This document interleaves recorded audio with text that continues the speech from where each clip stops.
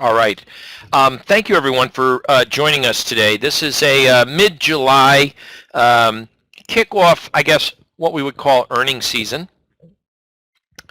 And also the marketplace. We had a couple things that this year, ironically, since 3 times, and only 3 times since 1987, actually, have we not seen a correction through the July September time period. Now, this year, we actually, believe it or not, in the S&P 500 had, repeat, past tense, had a 4% correction from peak to trough. And then we just shot straight up in a V-bottom type market recovery. Now, the chart we're looking at right here is a differential between, as you can see, the middle part is the NASDAQ and the S&Ps. The NASDAQ has absolutely torn apart in a finish race, so to speak, almost like a secretariat winning the Kentucky Derby, right? Just substantially ahead of the pack as it compares to the S&P 500. And I'll show you where the strength is coming from in just a moment. The chart at our top, this is the spread differential with a moving average smoothing prices out, reflecting the difference between the S&P and the NASDAQ. Now, what does this do for me? Well, first thing, it kind of tells me the relative performance that when one sector gets too far away from another sector, it kind of tells me it's not a broad-based rally. It tells me it's a very narrow leadership market movement, number one. All right. Now, what are these dashed lines right here? What these dashed lines represent are 2 things. The double line is a very longer term cycle and an analytic tool. And this shorter term is my 11-week cycle.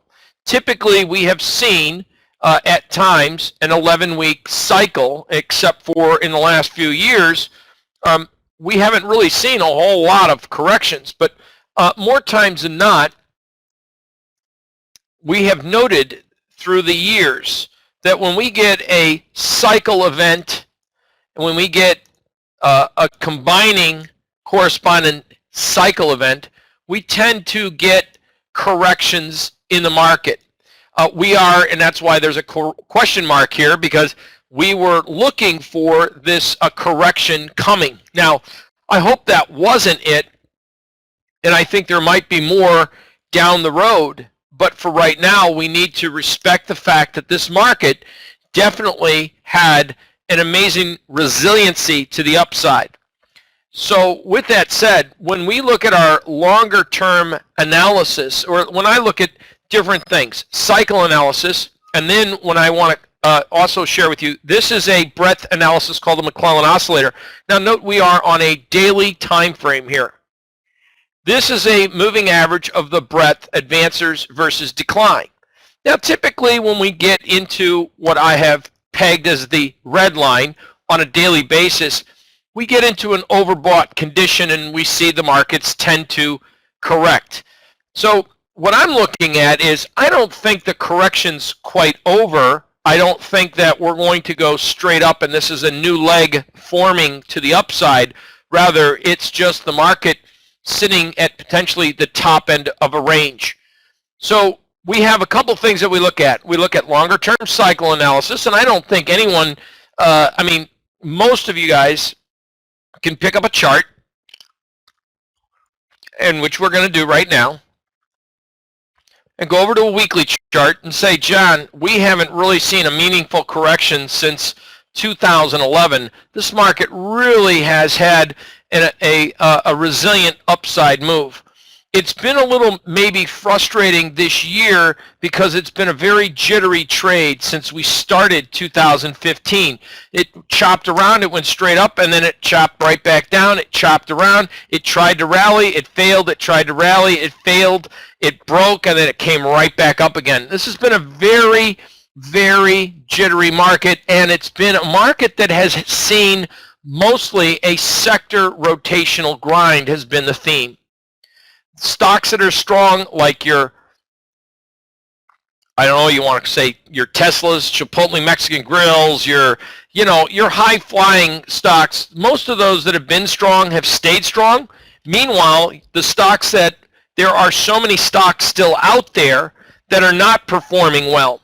A case in point is if we take a look at the semiconductor sector, you got a company called Ambarella, many of you are familiar with, and then we have a company called Cree. One's racing off to new highs, and the other's near its lows. And I'll get to that in just a minute. What I wanted to share with you on this chart is just a longer term chart on the S&P 500. What this chart has on it are my quarterly person's pivots. Now, the quarterly person's pivots, first and foremost, we are in a trading range, and it is nearing, by the way, R1 on a on a quarterly basis. So we are forming near this 214 and change, and we might see I would say it would be an easy guess to say we're probably got a better than average shot at making a new high in the next couple days. What my concern is that the overall volume on a volume indicator that we use, number one, and the breadth analysis, number two, if we do form new highs in the market, it's not coming on the heels of confirmation of breadth and on volume. That's the S&Ps. Now let's take a look at the NASDAQ 100, and this is very relevant as to what I'm going to share with you today. This is, to me, a little scary because this is the direction of the volume. The volume, as you can see, the blue is a moving average, and you can clearly see that the moving average is not pointing up. It's actually trending down. So price is moving up on a very light, low volume move. We do have a new high on a closing basis, and this is a weekly chart, not a daily chart. And as you can see, we are not making a new confirmation high. We got to wait till tomorrow, though. But we could be forming a little bit of bearish divergence in the NASDAQ 100, which means one of two things. We're due for a pause. The correction's not over, but this was just a short jab to the upside as we were getting maybe a little over-accelerated to the downside prior to what? Greece, China, etc., etc. And the market needed to let some air out. But when the market did trade lower, it traded lower on a decrease in volume. When it's traded up, it came up on light air. So that tells me I'm not really getting ultimately bullish on the market up here at this move. Now, looking at the diamonds, the Dow Jones Industrial Average, you'll see that we really didn't go, we went down and we didn't go down on any volume, and we've kind of rallied and we didn't rally on any volume. It's been stagnating. One thing that you can see as far as the breadth analysis, and this is a look-see at the advancers versus decliners in the Dow Jones Industrial Average. This is what we call breadth, all right, or what I call the participation rate. If the majority of stocks, with the theory of the more the merrier, the more stocks that go up in concert with a price increase in the index, the healthier the market move. If you get a price index move that's only being supported by a few large capitalized weighted stocks, and the majority of stocks in that index are not moving up in concert, that does not initiate a lot of confidence that the market has the sustainability to maintain newer highs. Are you with me? Does everyone follow through with that concept? Because that's the whole key of looking at what most stock indices have as a independent analytic tool, is that we all can take advanced decline analysis based off of the stock indices. We can't do that with crude oil. We can't do it with gold. We can do this with stock indices. Now, many of you are familiar with, most likely, the ARMS index, the Mcclellan Oscillator, as I just shared with you. More so, you're probably familiar with the tick and the trend for day traders. Some people watch that and follow that. This is a cumulative advanced decline analysis, and I'm using right now based on the NYSE. Rarely do I show this slide, but I feel compelled that I'm going to do that tonight. If you just give me a second, let me tee it up for you. Now, here's why I personally don't give a lot of credibility anymore to looking at the advanced decline analysis on the NYSE. Many stock traders, many educators, a lot of people still follow this. It's not wrong. I just think there's something a little bit better that can give us a more healthier gauge of the market, which is what we've created here. I'm sure you'll agree with me that times have changed. What was a great tool or technique 40 years ago, when we did not have as many foreign central bankers, as many foreign equity markets. After all, when I first started in the market, the CAC 40 hadn't even been invented yet.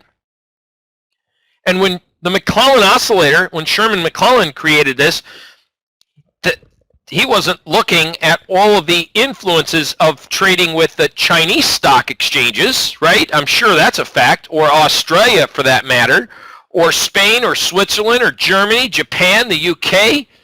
So when we look at the NYSE, back in the day, it was more US-based companies, but today, even though there are approximately 1,887 companies, there are 349 foreign companies that play a part of its pricing function.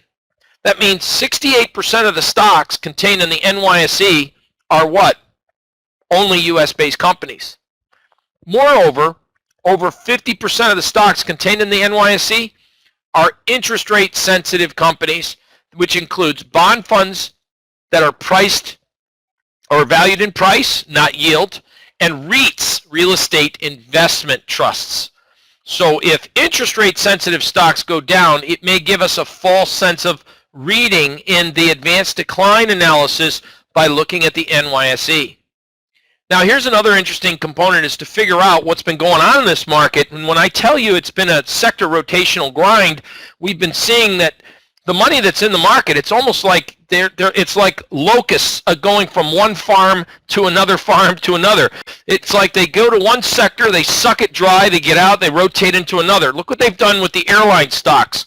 Now the sector du jour, or this week, is banks and financials, and we'll go through that in just a minute. So focus in on this. If you take a look at the weighting, which I've taken the liberty to provide to you guys, materials 7%, construction goods 11%, healthcare 20%. 20% of the weighting in the NYSE is healthcare, oil and gas 16%, 4.85 is technology, telecoms is 4%. So quite frankly, the sectors that are moving, like financials right now, don't really have a major impact in the market on this index. So if people are utilizing an advanced decline on the NYSE, as you can see, it's not really doing you a whole lot of favors or giving you a crystal clear look-see at the health of the market. So this is analysis that we can kind of take a look at and say, how healthy is the market? This is the Russell, the IWM. Now, what's really amazing to me is while we did see a small correction in the market, and yes, the price came right down to a support zone in the market.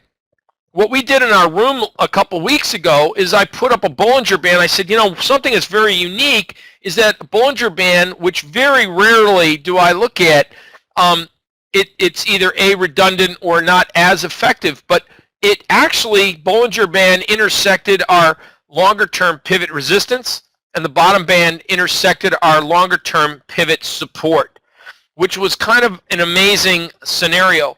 Another thing that happened is that the volume analysis didn't show a complete breakdown. What is forming a breakdown is the participation rate, or the breadth of the Russell. And that, my friends, is another little cause for concern. as we get up to the top end of the range for the year, look where we are as far as the breadth analysis. We're not quite near those highs. So in the next week or two, if we do not start to see stocks accumulate and move and rise in association with this price advance, then guess what? It means that we might be forming a potential longer-term top in the marketplace. And that is a true concern that we need to respect in the market. Now, I told you there's a couple things that I wanted to follow and watch with you. And one of the things is today, using Thinkorswim.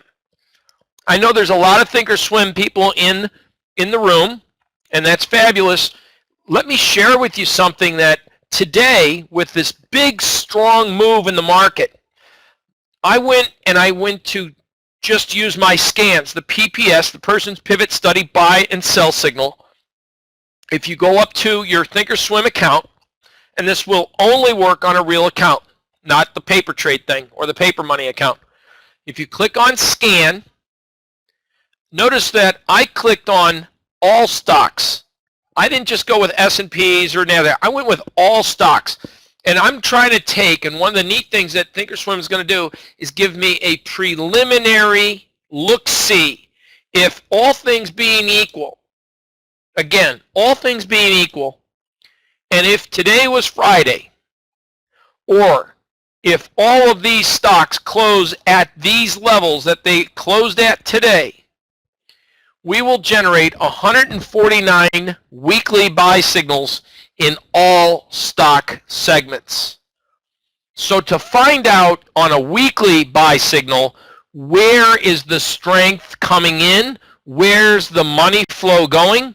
What's really interesting is on a week-to-week basis, you'll notice that we've got healthcare, biotech, utilities, insurance, biotech, capital REITs, an oil, gas, ASC, a minor one.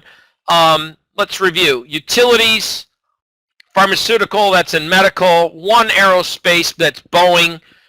Going down the list, real estate, some banks, Citi, for example, is going to generate a weekly buy signal. As you can see, we've got, let's see, real estate, pharmaceutical, healthcare, utilities, real estate, one airline, that's Delta. Going down the list, real estate, utility, pharmaceutical, real estate, utility, a biotech. Okay, so I think you're getting the picture here. We've got a lot of real estate, we got a lot of biotech, and we got, ironically, even all the way down here, another electric utility, all the way down pharmaceutical, electric utility, another one, ITC. So let me change this to a industry, and I'm just going to go with utilities and select all utilities and hit a scan. So I got 22 names in utilities, and a lot of them now we can kind of focus mostly, I bet you can say more than half are what? Between multi and electric utility stocks. Ironically, the first time that we've seen this year, the overall broad-based market, or the Qs, the NASDAQ has been rallying. We've got a rally going on in utilities. We also see strength with the biotech. So I don't know if you find that curious. One thing that we discussed today in the trading room was, in fact, that we had stocks rallying and we had this product moving up, TLT, the bond market. So in fact today, folks, TLT actually, well, yesterday generated a daily high close doji. It was what we were focused in on, the trade, one trade today. Interesting aspect, TLT did form a daily buy signal today. It's been in a range, and I think, all right, what is this kind of telling me? What it's telling me is that the utilities, which track bond prices, they're interest rate sensitive, XLU, let's take a look, have a very similar in nature pattern, and we actually had an increase, a bottoming action in the volume. And if I told you and lied to you that this volume indicator was price, it almost looks representative of what? A potential inverted head and shoulders bottom in the marketplace. So I'm thinking to myself, we have a kind of a breakout with the volume analysis. Utilities might see some upside, which is very ironic to watch the utility sector move in light of a NASDAQ market move and a broad-based market rally. So we're seeing, again, proof that we've got sector leadership change-up coming in the marketplace. I'm not sure if it's something that's been, because it has been such a depressed market. This is kind of, in my definition, a depressed market. I mean, that's a pretty substantial decline, over time. But one of the things that I find very intriguing is that as the market did see this massive decline pretty much all year, as it's been pricing in what? A Fed rate hike? Perhaps maybe right now it's overreacted to the downside, and maybe that's what Janet Yellen's message or what the market's interpreting.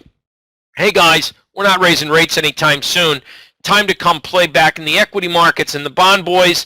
You guys may have overreacted to the downside, and you might see at least a small or a little intermediate term pop back up to this area or shelf of resistance in the market.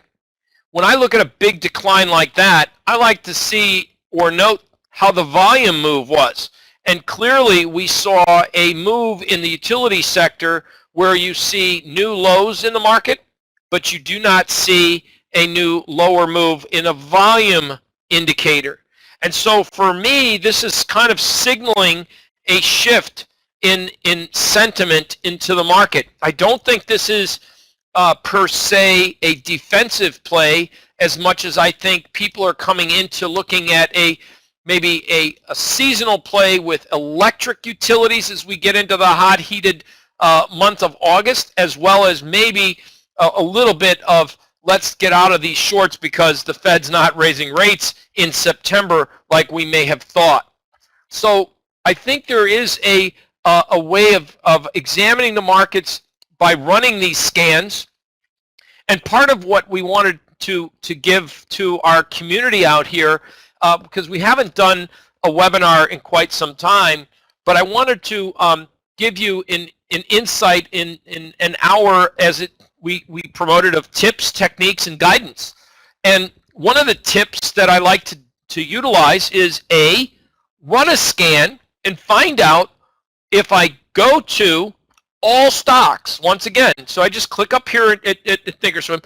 If I go to all stocks and I go for buy signals, for example, and I want to know, well, where's the leadership coming? And I hit that button and hit scan, and it's working hard. I mean, I have 149 symbols. It was healthcare and biotech and utilities that really are popping into weekly buy signals, not daily, but yet weekly buy signals. Ironically, I'm not, with all the moves that we've had in technology, I'm not, if you look through this list or take the time, if you're a Thinkorswim client, you'll notice that we really don't have a lot of technology. It's biotech. And so I guess a curiosity, I would say, well, show me how many stocks are generating a daily sell signal. I mean, on a day like today, any stock that generated a daily sell signal when the indexes went up is probably relatively a very weak market. And as you can see, we generated no daily sell signals except for 101 of them. Can you imagine that? We generated 101 actual sell signals today when the stock market rallied. What does that got to say about Deckers or Dish? So is this giving you a real strong sense of market condition? Yes, we got oil and gas, and let's see where it's coming from. Semiconductors, and we can see that a lot of this is oil and gas, but we can real estate investment trust, not all stocks are doing well in all sectors. Michael Kors, so textile apparel, luxury items, all the way down the list. Let's take a look at the weekly. What is the week setting up for next week? Well, let's take a look. Not many actual sell signals except for Yum Brands. I'm not sure why Netflix, because probably of the reverse 7-for-1 split, not a reverse split, excuse me, a 7-for-1 split, that probably is why that generated a weekly sell signal. The market still thinks it's gone from 600 and change down to 115. But note that we really don't have, and one of the things that I did was I went with 100 million cap here to eliminate all the penny stocks and stuff. I just went down for an extra filter and went market cap, so I can kind of get a gauge of what sectors are weak, what sectors are strong, and where's the money flow coming into. So how I put this together from a top-down approach is by using a computer and these indicators to help me run scans. I'm able to say, where should I be focusing in on my money? Should I be looking for buying opportunities? And if so, what sectors should I be looking for buying opportunities? Where's the money coming out of? So maybe we're not seeing, and this might be a good explanation, new capital is not going into this market. It's the same kind of capital. It's just dancing around, like I gave an example, a locust chewing up one sector, spitting it out, moving on to the other. And that's what I kind of see where it's not showing in that volume analysis. That's the scary part, that's not showing a true commitment to the market. When I look at the NASDAQ and I look at this weekly analysis and I see that trend up and I see that volume down, while we do have a good kind of a breadth analysis, I'm looking at divergence here. So we want to be leery of the NASDAQ, and with a lot of utility stocks coming into play today, a lot of utility stocks coming into play, with TLT popping up into a buy signal. This has kind of got me a little curious, and I hope it has you a little curious as well, as to maybe we could be seeing the market rally up into tomorrow's expiration.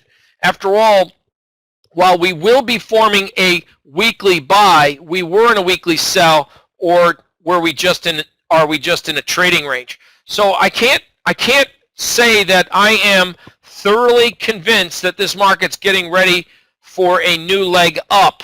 I am not convinced the market is ready for a new leg higher. Not unless we see a bunch of changes and strong breadth and more stocks moving up in concert with this market. I think the market is getting closer as I'm using actual factual data.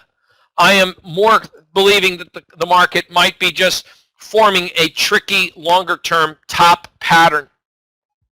And so when you are looking at some of these markets and we are looking at these analytics, I think it's kind of another technique that I like to use that keeps us kind of focused in on the markets is what we call relative strength. Now, some of you guys might think this is crazy and it's a bunch of, leftover lines from the Grateful Dead show in Chicago back on the July 4th, which I did not attend, which I would have liked to have attended. However,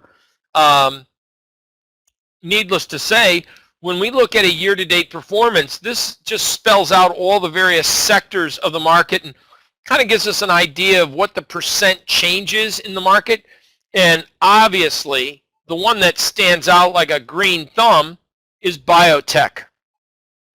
So when we look at biotech, and let me change this real quick for you guys.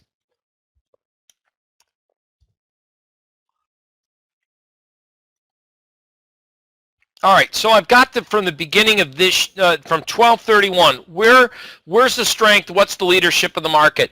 Well, biotech, IBB, it's only up this year. The biotech sector is only up 30% year to date. One of the worst performing sectors year to date is the red one, which right here stands out like another sore thumb, is transportation. I mean, that's quite a difference in valuation percent change. It seems that most of the money in the market is not into transportation stocks. It's in between healthcare, XLV, which is this olive green color right here. It's only up 13.5%, and biotech up 30%. Meanwhile, most sectors, 1, 2, 3, 4, 5, 6, 7, 8, 9, 10 sectors are still negative on the year. So why would I look at that and pay attention to that? Well, if this is a very strong, broad-based rally, I would want to see more sectors like the semiconductors positive. The SOX is down 2.5% year-to-date. I'd want to see maybe some proof that materials, XLB, isn't negative on the year. I'd probably want to see, the refiners doing a little bit better because they're negative on the year. Retail, I'd want to see them doing a little bit better. I'd want to see a lot of stuff confirming a little bit better. The one sector that's doing the best, and it's just mostly fueling this market, of course, as you can clearly see from a year-to-date perspective, again, biotech. Now, this bright yellow one over here is the insurer, KIE. So the financials, just in the last week, the insurers have started to catch up. That's that yellow line. The KIE's up 7%. And the other winner of the market is this pink color right here, which I've got listed as the KRE, regional banks. So the bank sector's doing pretty darn good. Financials just became in vogue. We went from, a nice little correction, and in just 3 days straight up, as we saw with Bank America's earnings, caused that market to go from 16 and change to 18 in just like less than a week. So the banks are kind of moving up here, and I go, that's kind of an interesting concept for me, but it's not enough for me to throw out this market's a little overbought and I need to get into the market. So I don't want anyone to really feel compelled to chase this market up here. I still feel that we have some buying going on, but not all sectors are on fire. And we are seeing, as I pointed out to you, a lot of stocks today not doing well in accordance to the overall market's rally. And again, let me revisit that with you.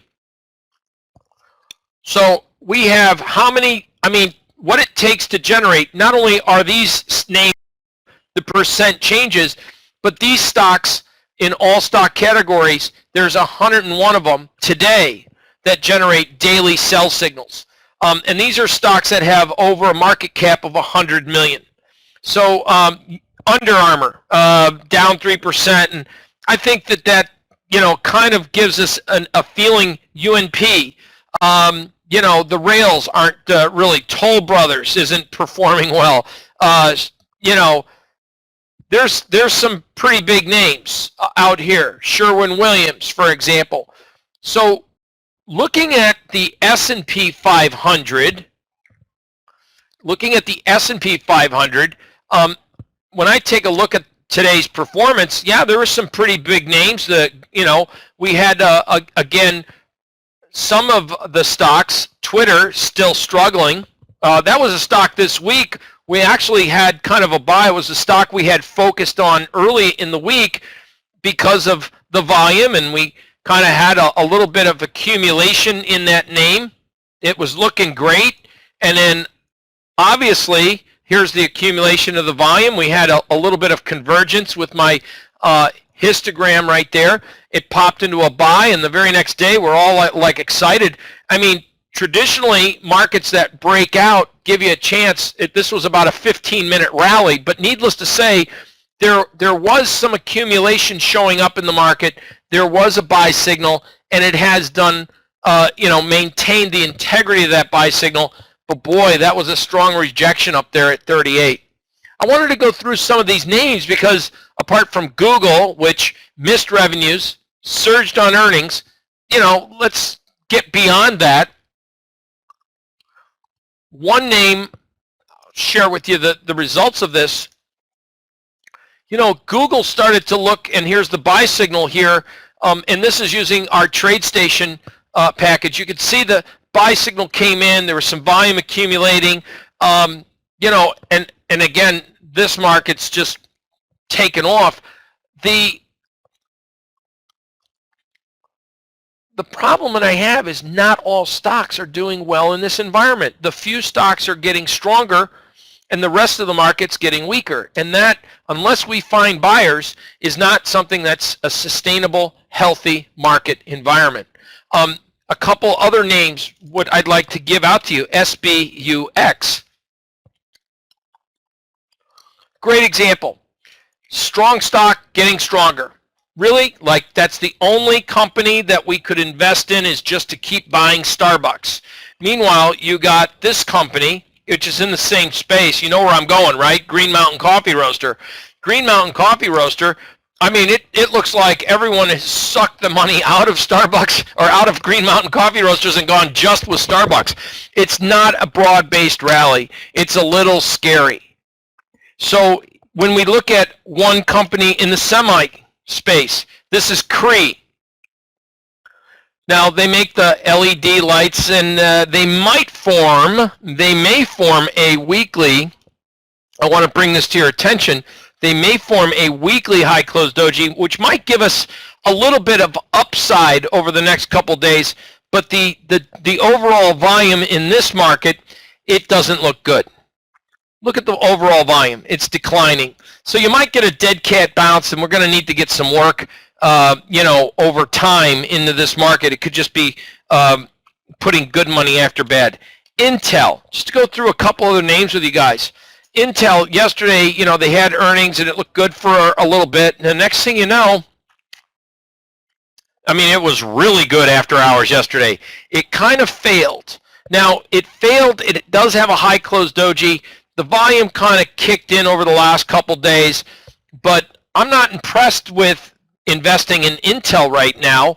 And so if you take a gander, Intel, Google, I mean, obviously the trend is from the top to the bottom is down. So, you know, looking at a lot of the names, there's just AMBA, Ambarella. Most people are familiar with that. Some stocks are doing great, and it just seems that those are just the leaders, and those are the same names over and over and over again that we see performing. That does not give me huge confidence in this market that it's got new legs coming.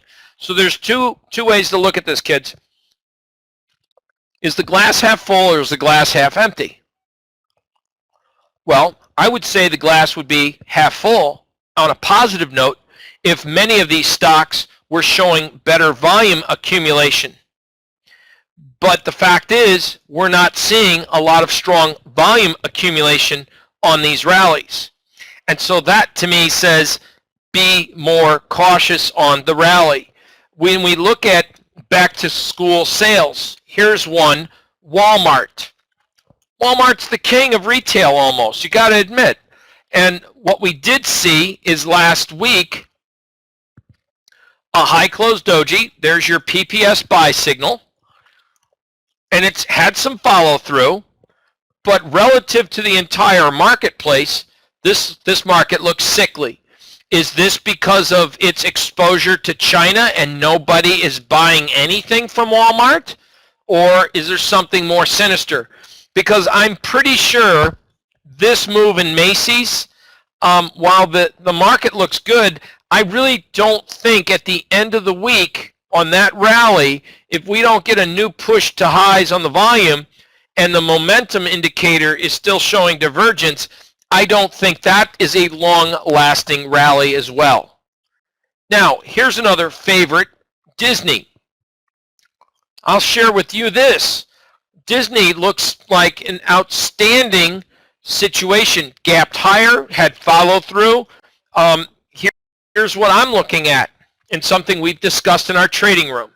I also have a little bit of divergence in my momentum histogram, and I've got this huge red line up here near the 120, 122 area that after this enormous run up in the market, even though it's now starting to look a little bit straight up parabolic, I don't think the world can run on Starbucks and Disney.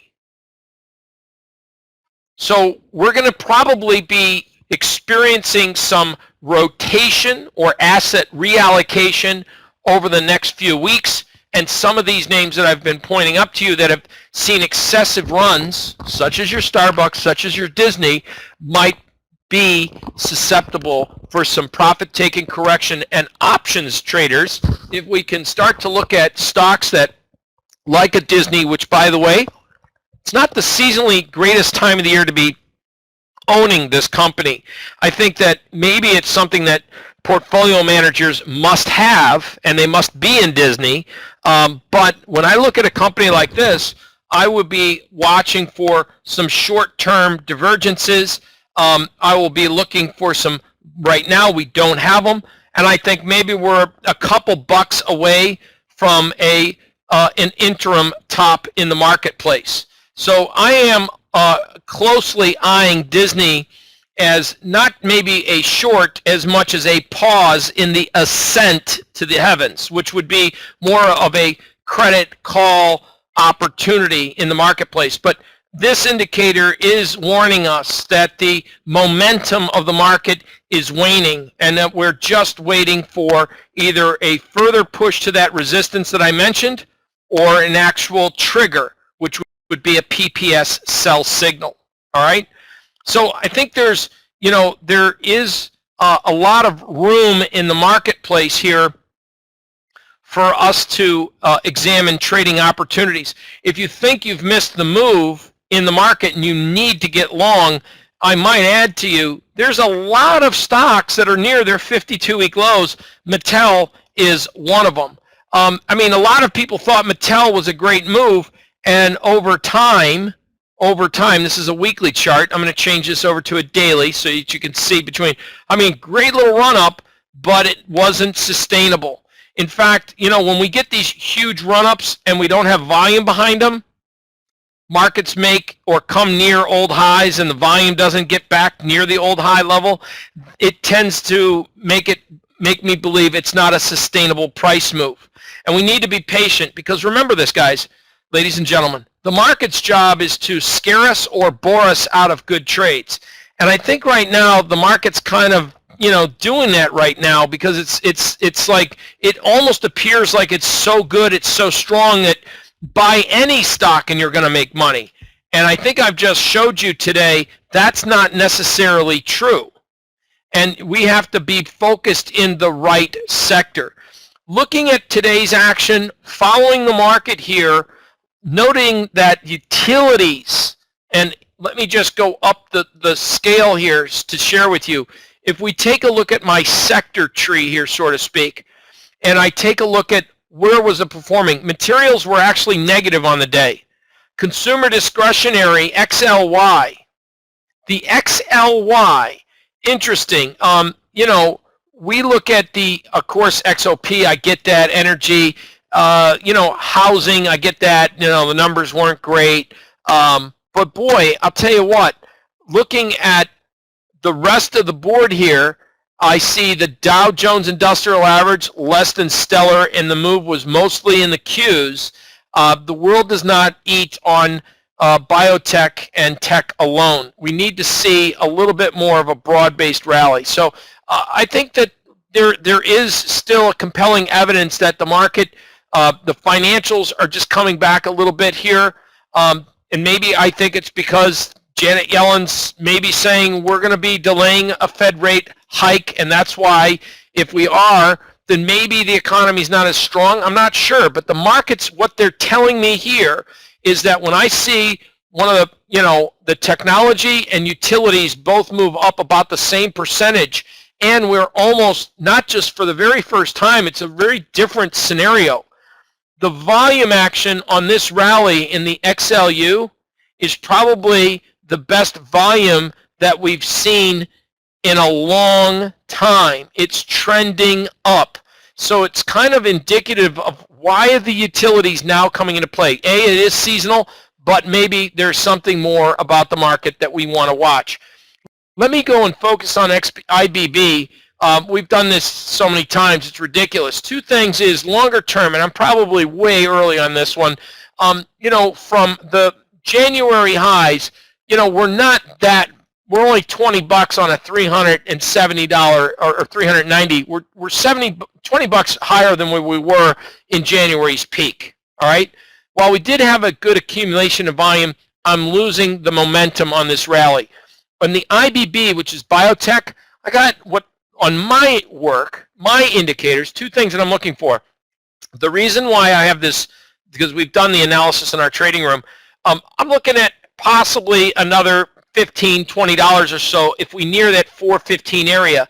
Another thing I'm looking for is a breakdown below last month's low. That's why I've got this horizontal line focused in on the market. So I'm kind of like stuck in this trend line here, but I'm kind of stuck between this resistance level up here. Somewhere up in there, I think we run out of steam, or I'm watching for the market to break back down through the monthly opening range and definitely below that 358. And there, I think you're going to have some more downside. Pay attention to the IBB. Nothing goes straight up forever. And while it is the one sector that is been leading the market, it is up, as I pointed out to you, 30% year to date. There is still strong volume, so I don't think the move is quite over. I do note that if we break, and this is what we did discuss in our trading room last week, one of my students said, John, what do you see? And what I said was, hey guys, we want to be focused. If this market, we need to break this 358 handle. And that white line was a little what we call a last conditional change.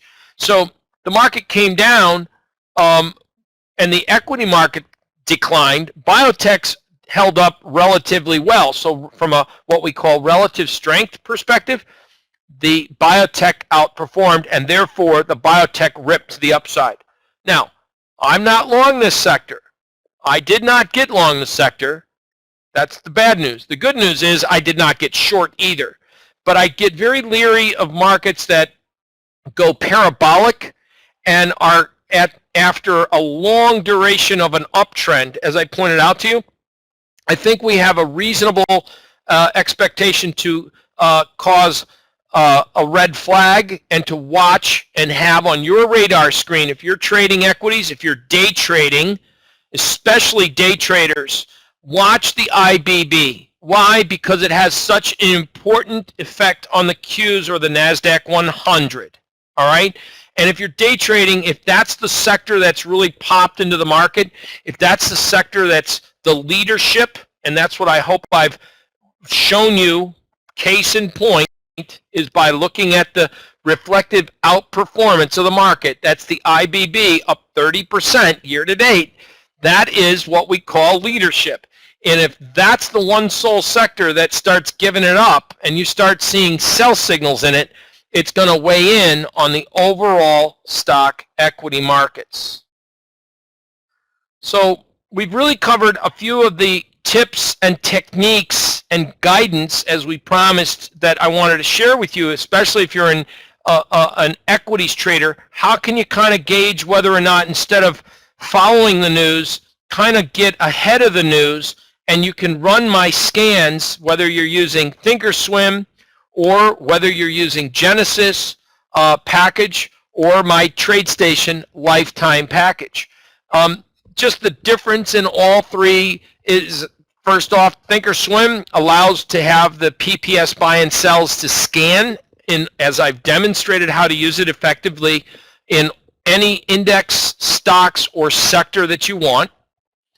But the TradeStation and Genesis package, those are created an analytics with our breadth analysis, as well as we have our scans put together. We did a little bit more with scans with our TradeStation package. We have 3 different types of buy signals. What I like to look for are buy signals that are, number 1, a daily buy when the sector's in a weekly buy. That's kind of an important scan because that tells us that the daily is in sync with a higher degree time frame weekly. It also is kind of color coded just like this. This is a PPL corporation. If you scroll down here with me, you'll find out it's a utility stock, electric utility at that. Interesting is that the weekly volume, let's look at this real quick. I don't know if you noticed that yellow line, it really did accelerate on a very small price move, which if it's true that volume precedes price, there might be a little bit more left to the upside, and we just generated last week both a buy signal and arrow and one of my proprietary setups called the high close doji. And the reason we know that's high close doji is because the candle has been painted orange. Now, when we look at, when I say color code, it paints, as you can see, orange and blue. That's a doji, high close doji. Now, looking at, just like most of the platforms, Genesis included, has the same feature where we scan for different various time frame high and low close dojis. This on TradeStation, as you can see, we have weekly high close dojis, just so that you can see this. We have, again, the results as of 7/13. We did this at 8:59 in the morning. And so you have a list of stocks that form weekly high close dojis. So this would not be, according to our rules in our trading course, which teaches a high probability, but it nonetheless, as you can see, paints the picture of the high close doji. And you can see there's the doji and there's the orange, right? Going in with Google, which was an incredible move. Most of everyone unless you were on a vacation in the Fiji Islands, here was the high close doji that ensued, obviously well ahead of earnings. And this is, we also had, as you can see here on a daily basis, a high close doji. It's kind of hard to see, but we also had, as you can see, a PPS buy signal right there. And then we had this huge follow-through move to the upside, just gap and go. But whether you take that trade or not, it's all about being able to be given the information and to be given the opportunity to make your own trade decisions, right? So that's why there are certain high probability patterns that, for all traders, that are just something that on obviously a higher degree time frame. This isn't, just the list of stocks that we came into the week with as a high close doji. For the most part, XLP, another high close doji, high probability setup. You see the PPS buy signal and again, this is a weekly chart. So I'm just sharing with you the various platforms, the differences, the signals, the setups, and of course that's what this was all about for this week, giving you tips, techniques, and some of the things that I look for. Not only did we get a, which is rare, but it does happen, a buy signal, that's the arrow, but it paints the picture orange so that just in case you don't see these scans, it paints the picture orange and you can say, wow, that's a kind of a formidable buy signal setup. And then you can define what your risk or your reward, or go through whether you want to take the trade or not. This was actually another one, Home Depot, and it did open higher, traded higher to resistance, and then, of course, has backed off. Another one, Kimberly-Clark, and, the list on and on and on, had follow-through. So most of the setups, even coming in, Red Hat, for example, high close doji, setup and trigger, and, of course, follow-through. So looking at the rest of the market, when we get into now what we define the rest of the buy signals. For this scan is buy signal number 1. And what that means is this is showing us a daily buy signal when the stock has been already in a weekly buy and it's in sync with the higher degree time frame. So a lot of the stocks now are starting to show us in that utility sector. They've been in a weekly buy signal last week. They pulled back, they had a small pullback, and they've generated daily buy signals. That's kind of sticking with, as we like to teach, you're trading with a higher degree time frame. So we have REITs like AIV, Apartment Investment and Management Company. I don't like to buy one name. I like to buy stocks that several names pop up, and it shows me that sector, it's not just one company in specific that's doing well, but it shows that the institutions are flocking into an entire sector, okay? So that's how we kind of utilize how we use our advanced system all together, number one. There's a lot of information that you can find if you are interested in that on our website at personsplanet.com. A lot of great videos that we have. In fact, I'll walk you through it real quick if you would like to know where to get some of this information, and if you want more information about our tools and techniques, all you have to go to personsplanet.com. If you go under tools, we have right there, number 2, instructional videos. And you can click on instructional videos and just tap on. Here's one with TradeStation. We have, of course, Trade Navigator. We have, of course, Thinkorswim. So we have all of the information. Here's an old archived one with me and Donnie. And, of course, a lot of great webinar informations on how to utilize the tools and techniques. So with that said, I know you guys, we promised 1 hour. I promised to give you guys little insights and tips and techniques in the market. That's what we wanted to provide, because I think it's kind of important to say, hey, what's really out there? Because it's been pretty confusing. It's been a headline, news-driven marketplace. And there's no doubt that it's been kind of, 1 minute everyone's bullish, the next minute everyone's bearish. It's back and forth. What stocks are looking good? I still am a little hesitant on the market up at this rally here, and I think I've shared with you the reasons why. So I look forward meeting you guys again the next time we cross paths. If you have an interest in finding out more about what I teach and how I teach traders to utilize these tools, certainly send us an email and or give our office a call. Contact information, you can always find us right there at personsplanet.com. With that said, everyone, you guys have a great weekend. Be safe out there. If you're in Florida, avoid the lightning strikes, apparently, because it looks like we got some storms coming here.